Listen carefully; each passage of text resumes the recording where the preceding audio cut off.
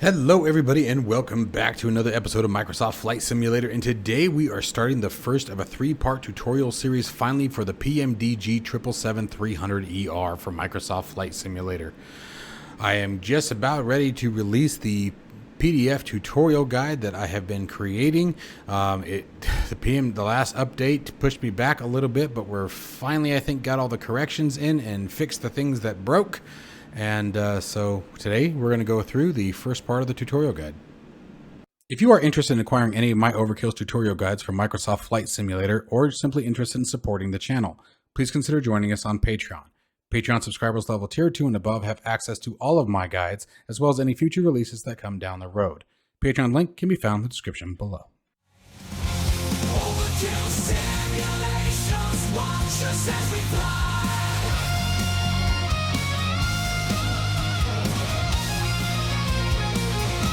Overkill simulations, the thrill will never die in the heart.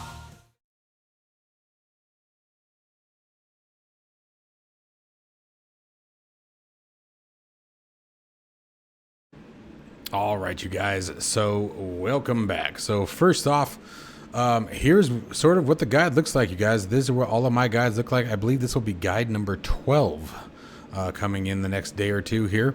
And this is again for the PMDG 777.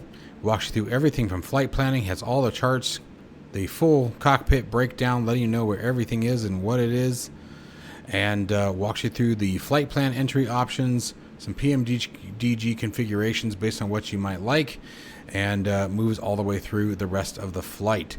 We have absolutely everything that you need broken down step by step and giving you the options where options are available to how you would like to set the aircraft up for your style of flight. So let's go ahead and get started.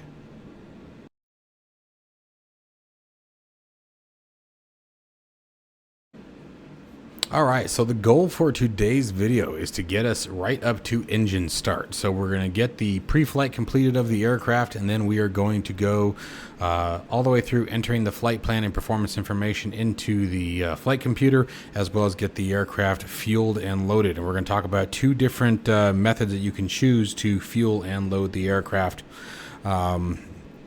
Again, based on how you want to do that, as well as setting up the flight route.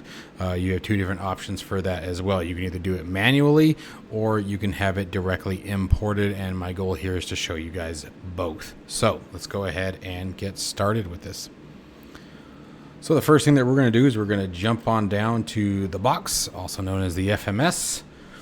And by the way, guys, this has been months in the making, and it's because I have been going through multiple different pieces of documentation, multiple real-world pilot simulations and showcases, and just trying to extrapolate as much information I can to make the most accurate of experiences. Some things may change because obviously a lot of the information and sources that I was able to find come from different companies, and a lot of these procedures changed based on the company.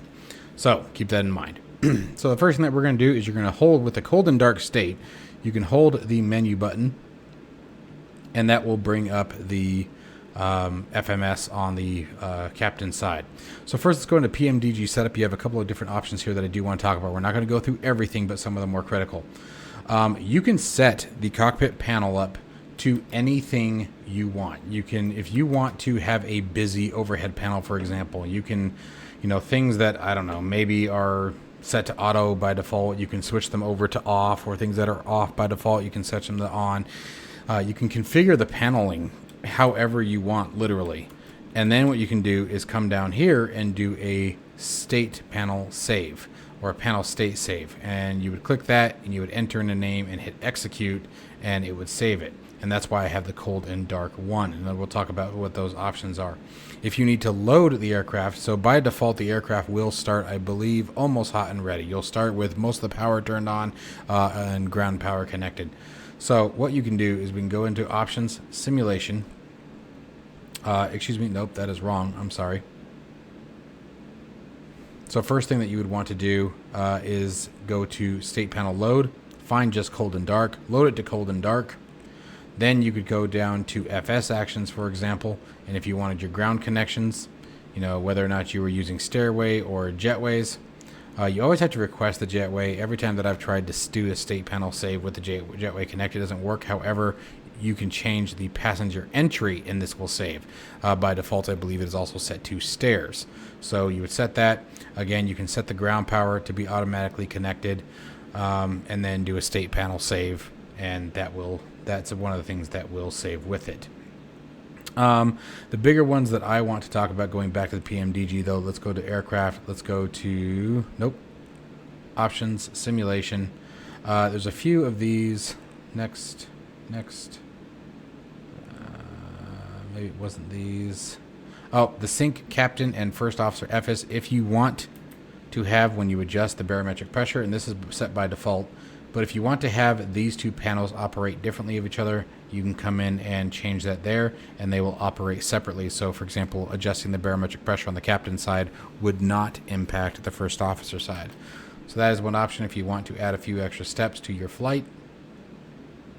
Auto time compression. This is something that's controlled on the FB. If you want to automatically speed up the sim, for example, during your cruise flight, you can set it up to 4 times, 8x, 16. By default is set to 4. So I'm going to leave it there though. I will warn you, the higher you speed up the sim rate, essentially what happens is the aircraft starts wobbling, flopping all around, changing altitude very rapidly, and it gets out of control pretty quick. Coming back to simulation, we will go over this in the guide, but remember, this is here, IRS options is your IRS alignment. Depending on where you are in the world, the IRS alignment time can be anywhere from 8 minutes all the way up to 20, depending on how far away you are from the equator. So you can come into IRS options, and you can go fast 30 seconds, realistic alignment time, that's where it's going to be based on where you are, and I have mine set to instant. This is another thing that I have saved in the state. But those were the big ones that I really want to talk about. If we go to equipment under aircraft options, the flight tablet, you can actually completely disable it if you want. I don't know why you'd want to. It's still handy regardless of whether or not you use all the features. I don't use all the features, but it is nice. The takeoff thrust D rates, you can actually completely disable that. Same thing with the climb D rates. And these are the ones that you want to take a look at. For example, in the United States, the transition altitude is 18,000 feet, but I know other places in the country it is set, or in the world, it's set to 6,000. I think there's somewhere that's set to 7,000. So you can change that here, and so it automatically have the correct transition altitude. Your default acceleration altitude, so this is the altitude above ground level at which the aircraft will slightly pitch nose down, accelerate up to its climb speed. That's usually when you'll start cleaning up the aircraft and you'll power on out. Default engine out altitude, 800 feet, and your default alternate flaps. So anyway, those are really the big ones there that I wanted to point out. So let's go ahead and step on back. And now we can get into the rest of the procedures. So we have our cold and dark state. So now let's move on into where we would be. Oops. If we just stepped into the cockpit and what we're going to do.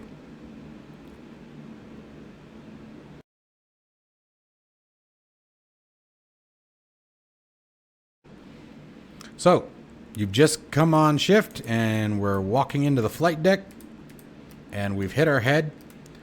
So what are we going to do first? First thing we're going to do is we're going to look to left and the right, and we're going to make sure the emergency ropes, pretty much everything that I do on one side you would do on the other.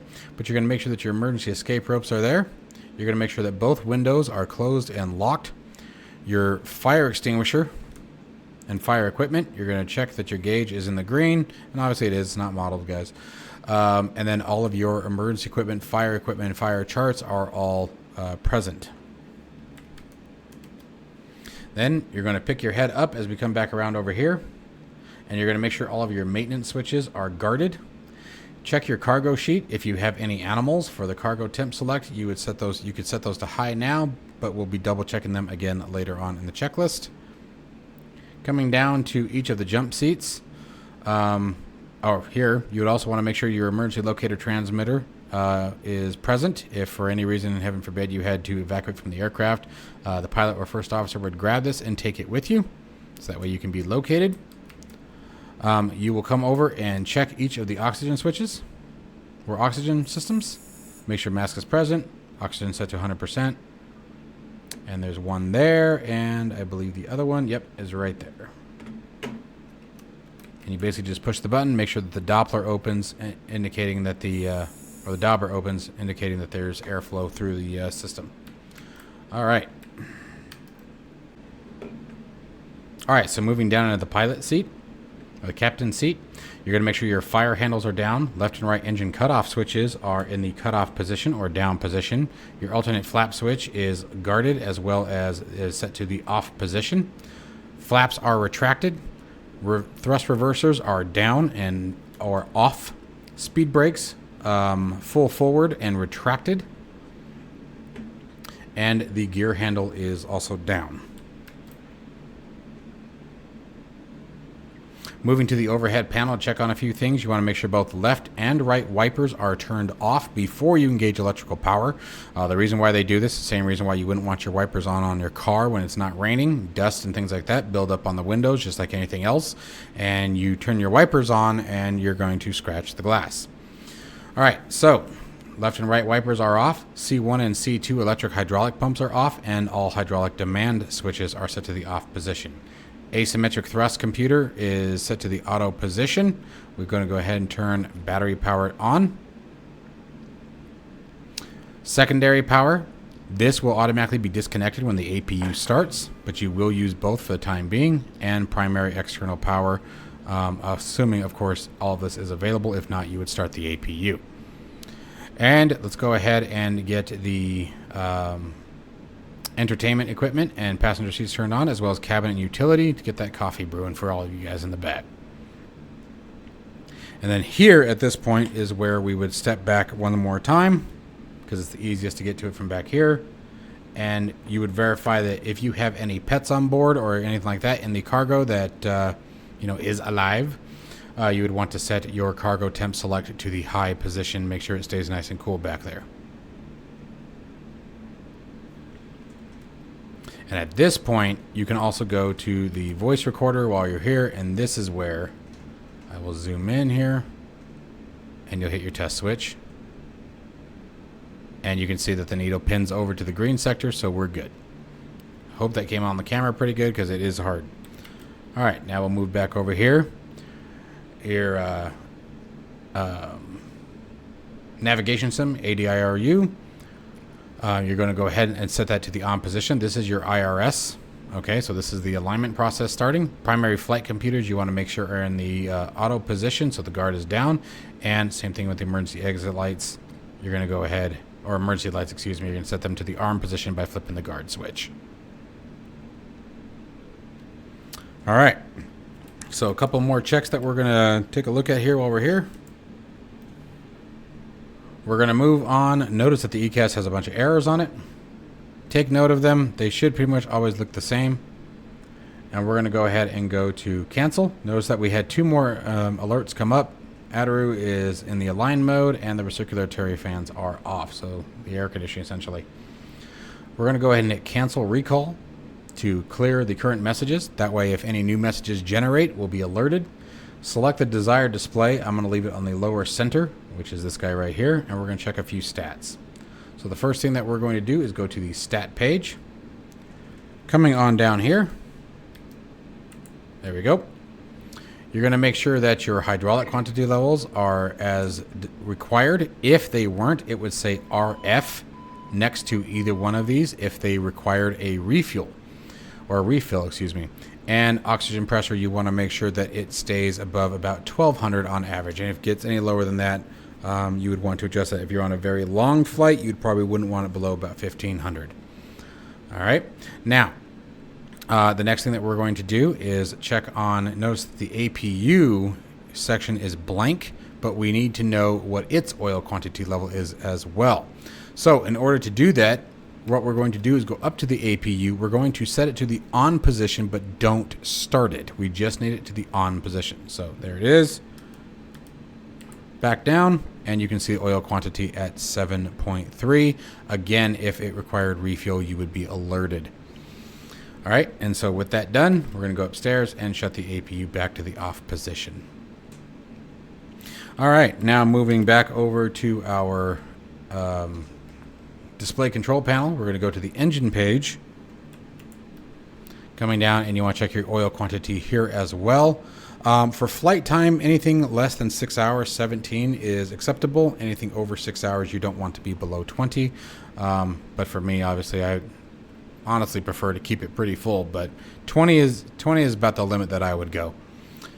Okay, and then from the captain seat, we want to do our oxygen test there as well. There it goes, good to go. Going to the overhead panel, we're going to do a fire test. And make sure you get the alerts on your display as well. Okay. And that will clear automatically in a minute. There it goes. All right. So now we are ready to, we've verified that the aircraft is saved for programming and startup. There are no concerns or maintenance issues that we need to address during the pre-flight. So now let's go ahead and talk about fuel, payload, and the FMC.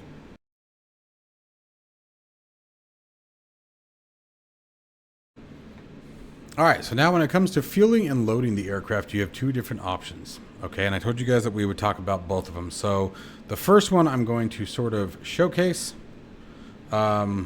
simulated. I'm going to show you where you would do it. And the second one we're actually going to take action on. So you would go to FS Actions if you want to do this all manually. So first you would go to fuel. You would enter in your total fuel. So for example, ours would be 47931 for this flight, and you would populate here under total pounds.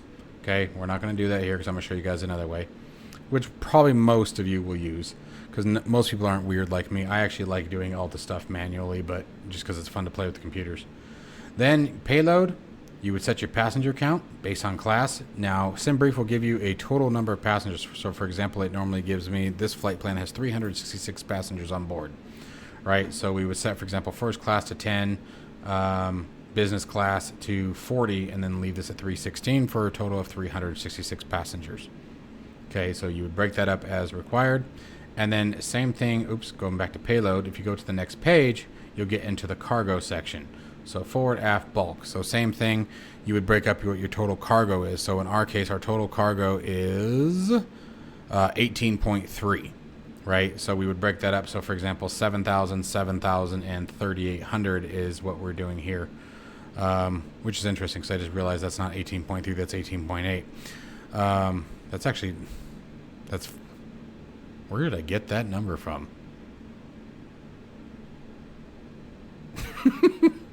Apparently I don't know how to do math. So I'll be changing that particular picture. I'm not quite sure what I was doing there, but that's still not 18. That's 17.8. But okay, so we're only 500 pounds shy on that one.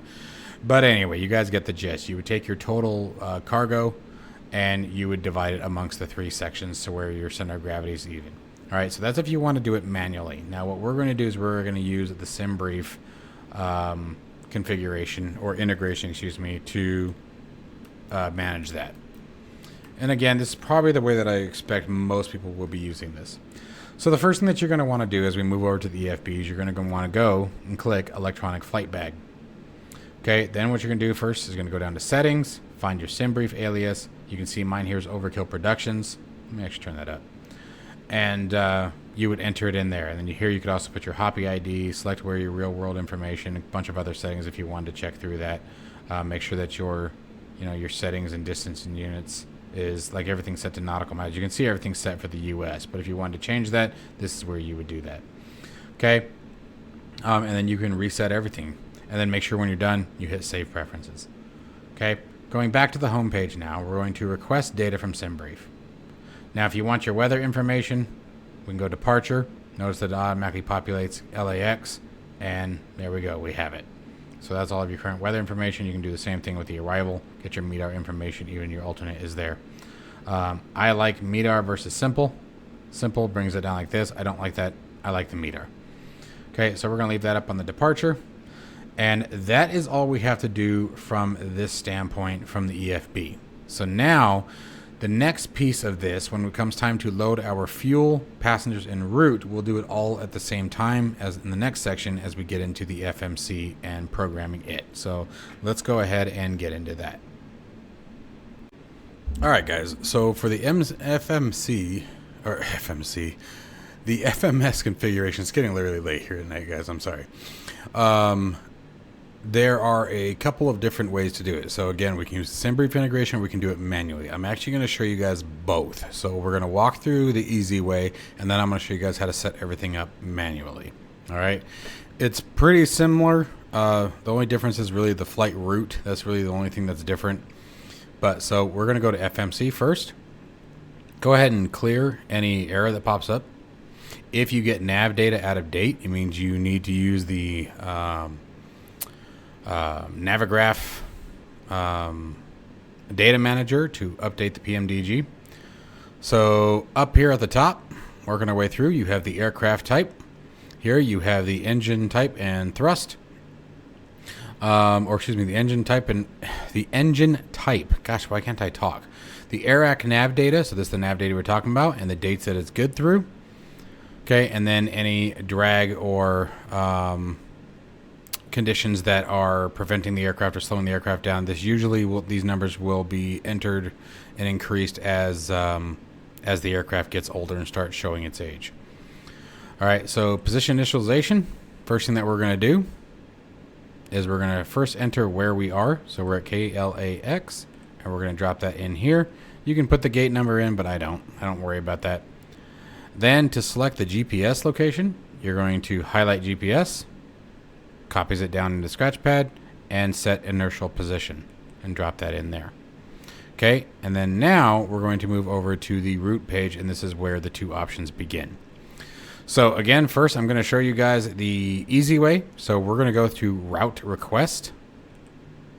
You're going to make sure that the route that you're selecting is current. So this is our current flight plan.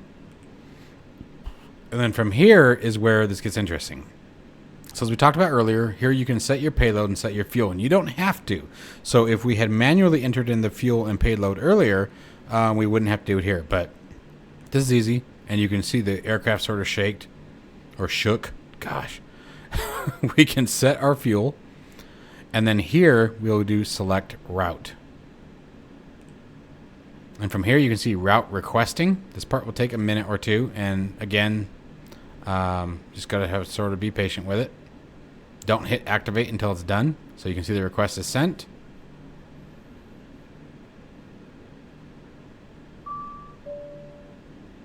Okay. And everything is complete. Once you get the descent forecast uplink is ready, you're pretty much good to go. So now at this point, what you're looking for is, we can clear all that if you want, but you're looking for load. When the load route comes up, you can enter it, or you can purge it and remove it. And you can also save the route if you want to use it for later use. So we're going to load route. Route 1 uplink loading. You can see everything starting to populate. Although it didn't give us our runway, but that's fine because we will set that. SIDS and stars will not load in automatically, because remember, that's essentially up to air traffic control. Right? So just because you hope for a specific runway or a specific SID or star doesn't mean you're going to get it. It's all based on the weather, right? You can hit activate now, but you don't need to. All right. So next thing that we're going to do is we're going to go and enter in our SIDS and stars. We'll enter in the FMS all together, and then we'll come back and do it in manual mode. All right. So we're going to go to departures and arrivals. It will automatically start with your departures. This was one of the changes I had to make to the guide because I noticed that this happened in the last update. To the PMDG 777. And we're going to find our departure, which is the Orca 5, using the LAS transition, and we'll be departing from runway 24 left. All right. Now you can go back to the route page if you want and go over to the next page, and you can see it. So here's the Orca 5 with the LAS transition. Then we're jumping on to the J146, exiting at Dicey. Then we're flying direct to bump. All right. Now, the next thing we have to enter, though, is our star in our case. So we go back to departures arrivals. Notice that it still shows LAX. So you want to come down here to index, and then make sure that you notice that you have LAX arrivals, and we have the Denver arrivals. We want the Denver arrivals. And we're going to be looking for the Ski 3. Bump is the transition. Okay, and one of the easier ways to determine that is if we, let me bring up OBS for a second. Take a look here. You guys can see that bump is the last waypoint before the star, indicating that bump is our transition onto the ski 3. Okay. Let me turn that back off. Oh, it did. All right, that worked. Minimizing it solved the problem. All right, and let me bring that back up because I'm not done with it. All right, so we're going to be selecting bump as our transition. We're going to be looking for the ILS 3-4 right. And our transition from the star onto the approach is going to be teller. And that we determined that by looking at the charts. And those are, again, all that information is included in the guide. And bam, there we go. And now we can go back to our route page, go to the next page again. You can see there's a discontinuity, but let's wait a second. Okay. So the next we're going to hit activate. We're going to hit execute. Now, what's really weird about this is that I've noticed that sometimes I get a discontinuity and sometimes I don't. Okay, so what we're going to do is we're just going to take bump and move it up a line. Direct to bump. We're going to hit execute, and now the discontinuity is gone. But you always want to verify that your flight plan is truly complete and that you're not missing a waypoint. Okay, so don't just assume that the only thing you need to do is what we just did. Double check your flight plan, double check your charts, and make sure there isn't a waypoint that's missing or maybe one that you forgot to enter.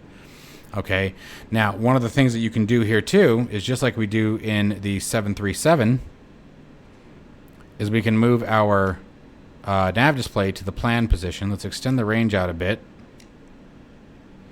And then notice that when we do that, if we go to the legs page, we get a step button. And this is our departure. Okay, so, oops.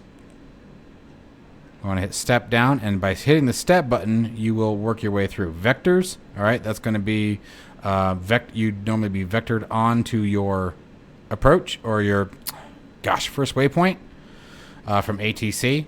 They would literally tell you, fly direct, to Clipper, whatever it may be. So in our case, when it comes time to depart, we'll just be making that call for ourselves of when to make our turn. All right, and we'll show you guys that when we get to that point. But you would step through, and how a discontinuity would look. Let me expand that range out for a minute. What a discontinuity would look like is if we hadn't hit execute, first off, this line would be green, indicating that the execution wasn't or that the flight plan wasn't saved, right? So we still need to save it. But what a discon would look like here is it would be a break. So you'd have the green line here because we wouldn't have saved it yet, or in our case, the discontinuity would be magenta still. But between, for example, these two waypoints, if there was a discontinuity there, there'd be no magenta line here. There'd be no line at all here. It would just be space. And what will happen is when you reach that point is the aircraft will keep flying on its current heading, go right past your next waypoint. Okay, so keep that in mind. You want to make sure that you watch for discontinuities, and that's why it's important to check your flight plan and your charts to make sure you're not missing a waypoint, and that's, it's truly just a matter of, hey, fly from this one direct to this one, because you may be missing a waypoint that you need to enter. All right, so then when we're done there, you go back to the map position, and continuing with our FMC programming, we're going to go back to the initial reference page, and it'll take us automatically back to the next step. Now, again, notice performance initialization data, accept or reject. This, again, is the part of the Simbrief integration. And that's why one of the other things that the guide talks to you about is how to make sure that you have set the correct profile. So on Simbrief's website, when you select the 777-300ER, to the right of that, there is a window where you can choose the profile, and there is one that says PMDG 777 Microsoft Flight Simulator. So we're going to accept. Now, it populates just about everything. I actually just noticed our cruise altitude is wrong there, but that's okay. And we're going to go to 0 fuel weight. This still has to be entered, and it's exactly what it sounds like. What is the weight of the aircraft without any fuel in it? And all you have to do is click it, notice that all it calculates, and drop it in the box, and you have your gross weight, and we're done. Thrust limitation, I'm not doing any D rate. Later on, there will be an update to the guide talking about D rates. D rates are used for a number of reasons. It can be anywhere from engine performance, weather, and a lot of airports, believe it or not, have sound ordinances where an aircraft has to keep the volume down, essentially, which just sounds silly to me. It's an airplane. If you built your house near an airport, what do you expect? Anyway, but that's just me, especially like an international airport, But anyway. They have more, it's more than just sound. So, but we're just going to go max power. Everyone can enjoy our sounds. Then we're going to go over to the takeoff position. Takeoff flaps will 99.999% of the time be flaps 5. Center of gravity, same thing as before. Just click it and it automatically calculate. You have your trim setting here, and then you have your V speeds. Remember, V1, the speed at which the aircraft can, or the takeoff can no longer be aborted. No matter what happens, you must take off. Rotation speed, at the point which start pulling back on the yoke, in our case, and start climbing the aircraft out. And V2, the speed at which, if even in the event of an engine loss, the aircraft will continue to climb and accelerate. Okay? And then it just takes you back to the thrust limit page if you want, but in our case, we'll go to the legs page. And actually, back that up, I want to go back here. We want to take our V2 speed. Which button was it? There it is. And pop it into the box, 156. Now you can do the exact number, or some companies would do plus 10, plus 5 knots, and all that does is give it a little bit of a better takeoff performance. So in our case, we're just going to go, for the sake of the guide, we're going to go the exact number to keep things simple. Okay, so there's 156 in the box. And that is it for the FMC configuration. So from here on out, we would continue with the rest of the pre-flight and make sure the aircraft was ready for engine start. Okay, so in the sake of this, we're going to pause here. I'm going to restart the aircraft and get us back to the FMC. And I just realized we have an insufficient fuel warning, which is new. I don't know why that's there.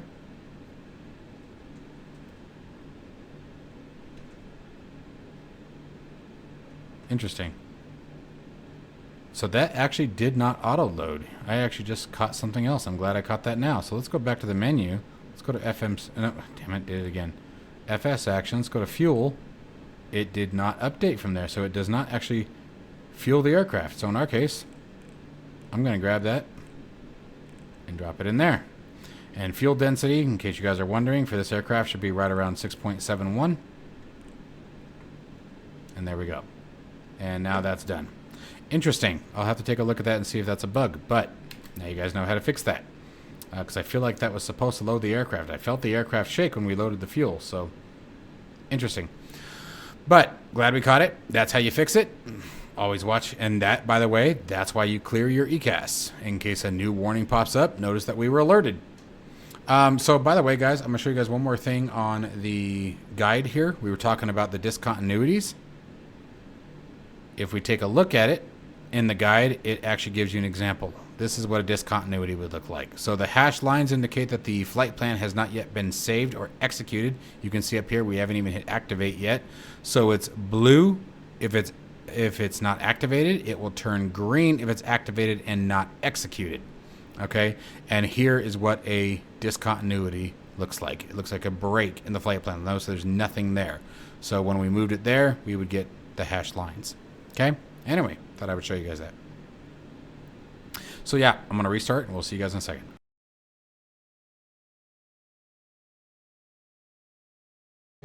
All right, so we've restarted the aircraft. I'm not going to go through all the other steps. We're just interested in showing this part now. So now I'm going to show you how to do everything that we just did, but I'm going to show you guys how to do it manually. So first thing that we're going to do is we're going to go to FS actions. We're going to go to our fuel. And just like we talked about before, it's going to be 47931 is the required fuel. Okay, and fuel density again should be 6.71, and you'll always know it by it'll be darkened out there. That is the average fuel density. Okay, we're going to hit return. We're going to go to our payload. We're going to go to our passengers first, and it should be 366. So again, 10 there, 40 there. Leave the 316. We're good there. Go to the next page. So here we talked about it should be 7,000. And actually, you know what we'll do to fix our little calculation error? Do 7250. 7250. And 3800. And that would set it correct. And I'm going to grab a screenshot of that. And you're hearing all the systems coming online. Let me grab that so I can update the guide with the correct numbers. Okay, so that part's done. So now we're going to go to return. So the aircraft's fueled, the aircraft's loaded. So So now we're going to go to our FMC, and we're going to walk through all this stuff once again manually. You guys are going to see how fast you guys can get with this. And this is why I like doing it manually, because it's, unless you have a crap ton of waypoints, which if you're taking a long flight, you will. So if you're taking a really long flight that's got like 30 waypoints, 40 waypoints, yeah, use the Simbrief integration. But for our case, we'll be able to zip through it pretty quick. So KLAX, because we're just going to Denver in a 777. Set our GPS, remember copy from the GPS, set it to set inertial. Go over to our route. Set our destination, or our departure, excuse me. Come on, get up there. Oops, didn't mean to copy that. Then our destination. Our flight number. This is important because this is what the transponder will show. Okay, you can put the runway here, but we don't have to yet. Okay, so now we're going to go to our departures and arrival page, just like we did before. Orca 5, LAS. 24 left. Okay. And then we're going to go to the route page, go to our next page, and now's where we're going to enter in our other waypoints. So from LAS, we're jumping onto the J146. Airways will always go on the left, waypoints on the right. Going to Dicey. Drop that in there. Now, with bump, we talked about the fact that it is our transition onto the star. Right? So we don't actually have to enter the direct, but I want you guys to know how to enter in a direct waypoint. When you have to enter in a waypoint that is direct, you're going to put it in here and then just click over here and it sets it as direct. Now, I believe we can delete it so I can show you guys the rest of that. We can. Good. And then everything is just like we did before. Back to departures and arrival, go to our index, select the Denver arrivals. All right. And we're going to scroll on down here.